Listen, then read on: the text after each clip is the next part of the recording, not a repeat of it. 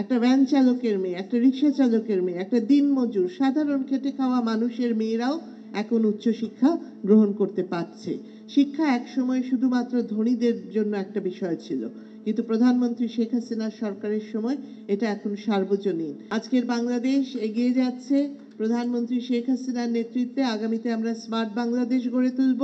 সেখানে আমাদের মা বোনদেরকে তথ্য প্রযুক্তি বিষয়েও আমাদের আরও প্রশিক্ষিত করে তুলতে হবে, যাতে সেক্ষেত্রেও তারা পিছিয়ে না থাকেন এবং কোনো ধরনের ডিজিটাল ডিভাইড যেন তৈরি না হয়। এক্ষেত্রে সরকারের অনেক প্রকল্প ইতিমধ্যে গ্রহণ করা হয়েছে, যেখানে নারী উদ্যোক্তা তৈরিতে তথ্য প্রযুক্তির ব্যবহারকে উৎসাহিত করার জন্য তাদেরকে আর্থিক প্রণোদনা দেওয়া হচ্ছে, ল্যাপটপ বিতরণ করা হচ্ছে, প্রশিক্ষণ দেওয়া হচ্ছে, অনেক ধরনের সহযোগিতার ব্যবস্থা করা হচ্ছে।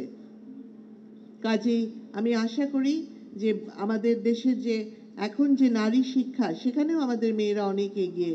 আমাদের যারা সংসদ সদস্য নির্বাচন করেন তারা সবাই জানেন যে তাদের নিজস্ব এলাকায় এখন গেলে মা বোনেরা বলেন যে আমার মেয়েরা গ্র্যাজুয়েট হয়েছে, আমার মেয়েরা বিএ পাশ করছে, তাদের জন্য একটা কর্মসংস্থানের ব্যবস্থা করে দেন। আজকের পরিস্থিতি এই জায়গায় গেছে।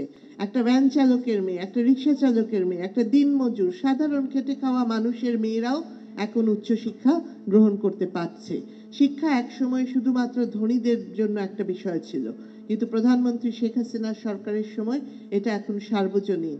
সকলেই সেই শিক্ষা গ্রহণের সুযোগ পাচ্ছে এবং আমাদের মেয়েরা এগিয়ে যাচ্ছে। কাজে আমাদের এই এগিয়ে যাওয়ার এই ধারা অব্যাহত থাকুক। আমাদের অপরাজিতারা আরও সামনের দিকে এগিয়ে নিয়ে যাক। তৃণমূল পর্যায়ে নারীর ক্ষমতায়নকে তারা আরও বেশি শক্তিশালী করুক। আমি এই প্রত্যাশা রেখে রবীন্দ্রনাথের একটা কথা দিয়ে আমার বক্তব্য শেষ করছি। সকল অপরাজিতার প্রতি আমার আহ্বান, জ্বালাও আলো আপন আলো, জয় করো এই তামসিরে।